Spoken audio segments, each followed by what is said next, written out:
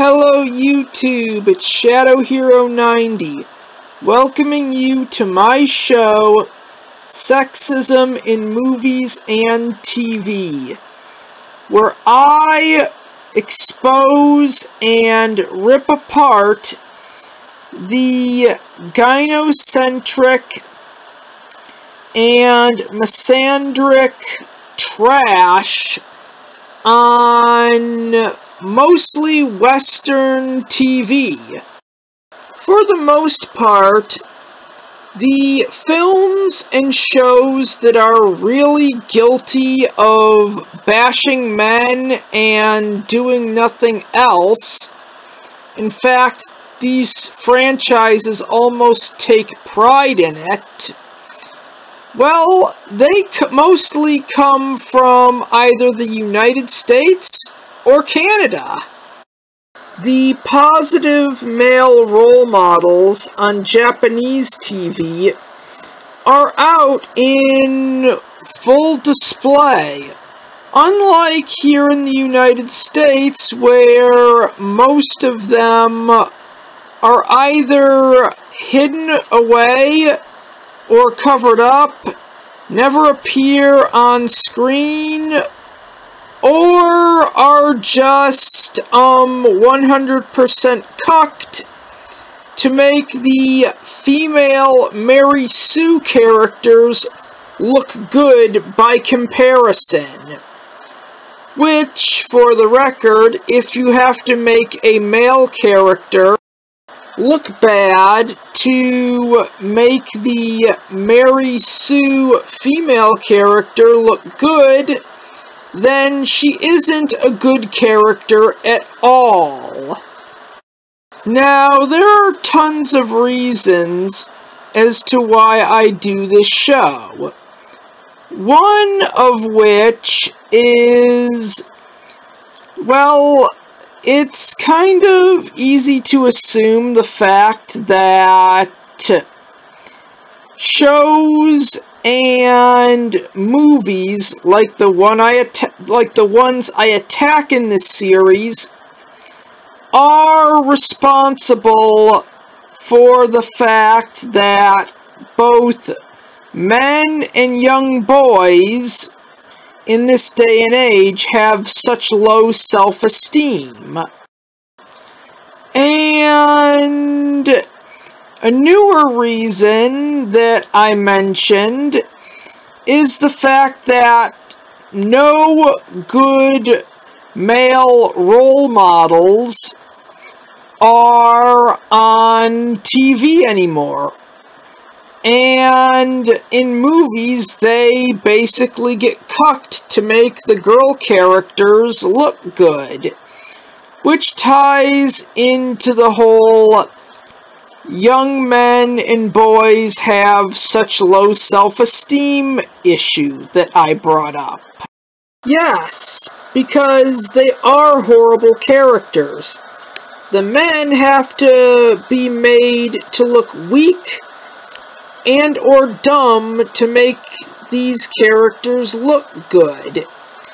And that's something I wanted to, well, bring up.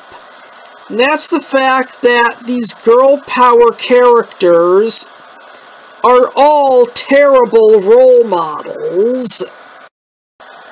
Well, on the other hand, all of the female characters who could be seen as good role models for girls are usually, well, limited to anime for the most part. Most fictional characters that girls see on TV that they would want to emulate are basically horrible characters. Not saying they're horribly written, I'm just saying they're horrible people. And outside of some of these characters, a lot of little girls want to grow up to become pop stars, and that is an occupation that requires whoever's doing the job to dress like a prostitute. And haven't given you reasons as to why I do this show, which amounts to the fact that feminist Hollywood will hurt everyone. The episode will now begin. Berenstain Bears. I did have some fond memories of this show, of these books when I was 4, because my mom used to read them to me. Now, the one book, No Girls Allowed, was something that struck a lot of anger within me. I was very mature for a 4-year-old. And yeah, the Berenstain Bears got a cartoon adaptation in the late 80s. So, yeah, it's rare. This sort of thing is hard to find. So, I will be using a lot of images from the original book. But, for the record, my mom read this book to me as a kid. I was pissed. I did see a few episodes of the cartoon. And, yeah, I guarantee you, they change absolutely nothing as far as I'm aware of. Sister Bear wants to play with Brother Bear and his friends. She's magically better than them at everything because the plot requires her to. And when she wins, she gloats. She's essentially Lynn Loud in this episode / story.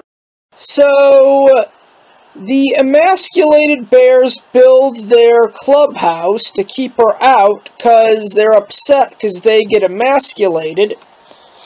Sister Bear runs home.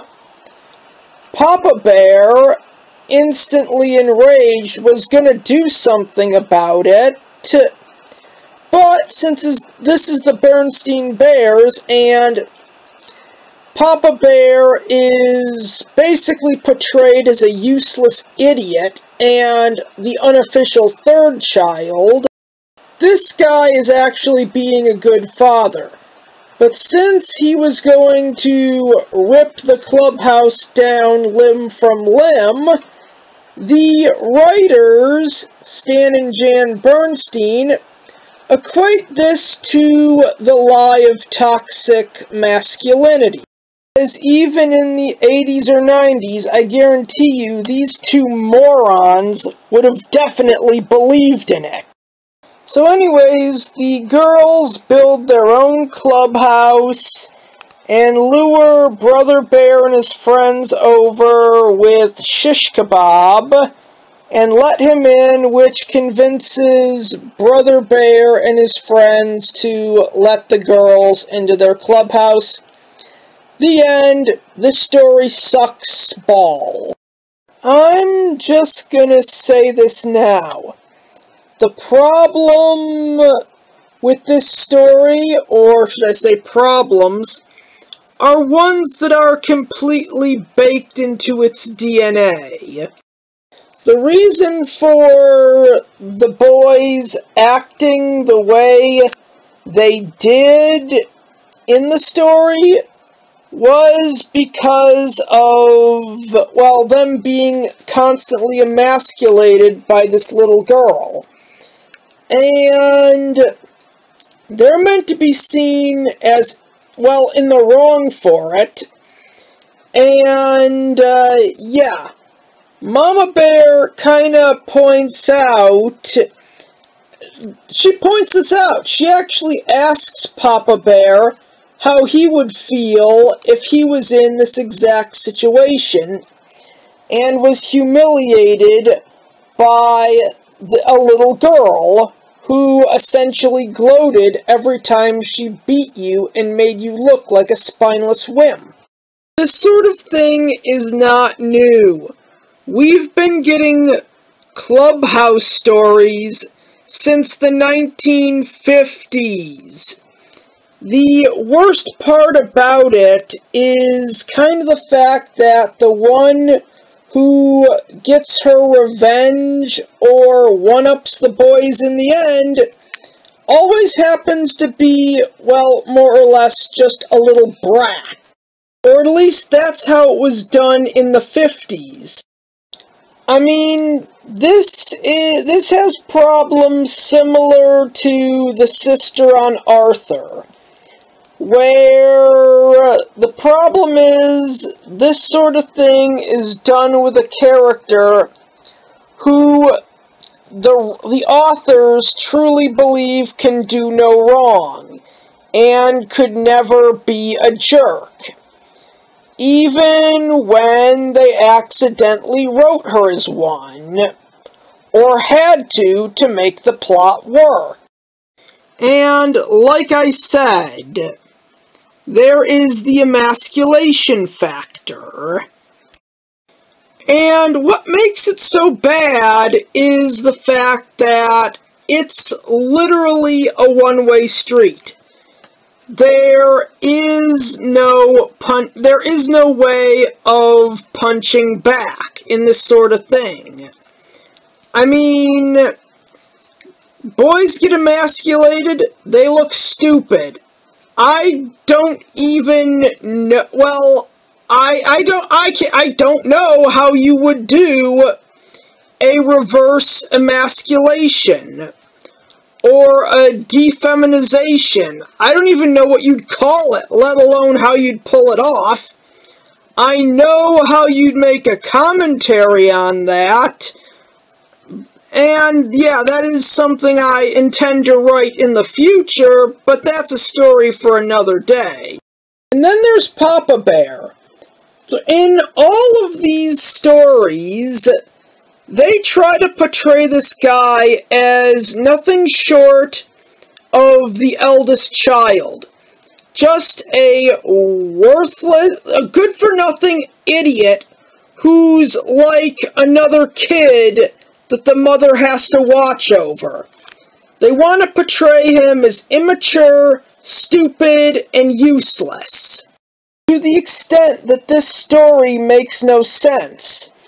He's suddenly a good father because if they didn't portray him as an absolute moron in this story in particular, Brother Bear and his friends could have just bribed him with membership and he wouldn't have done jack or shit about it. The story would have had a completely different ending, and Sister Bear would have actually had to live with the consequences of being a bad winner, as the book puts it. The 89 series really had to change Papa Bear for some reasons that I don't know. They actually gave this guy accomplishments. Apparently, the studio decided that the show needed a villain, one capable of hypnotizing one of the neighbors into thinking everyone around him was a mosquito, and a villain that Papa Bear had chased off in a previous episode, which doesn't really make sense, as they really want to say, this guy's an idiot, this guy's a man-child, even when he's actually being a good father. An outraged and some possibly destructive father, but a good father nonetheless. It's the kind of thing that blows your suspension of disbelief right out of the water.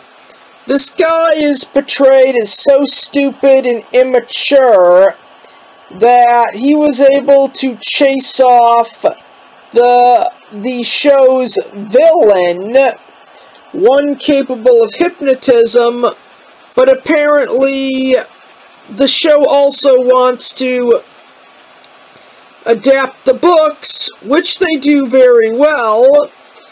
I can only assume they do. I mean, a lot of what I saw, what I rented from the local video place, was something completely made up for the '89 series. And I assure you, it was not from the book.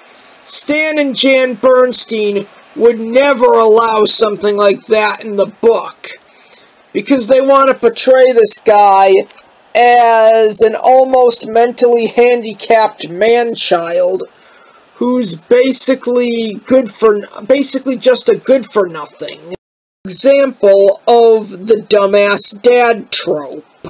When I was little, I wondered why there was never a male equivalent to any of these stories. If anything, the answer can just be amounted down to Jan and Stan Bernstein are sexist. They're gynocentric misandrists who do not like men. And if you saw the whole chapter list thing for this video, if hypothetically they are still alive, or any possible offspring they have, see this review, I guarantee you that they will be claiming death of the author.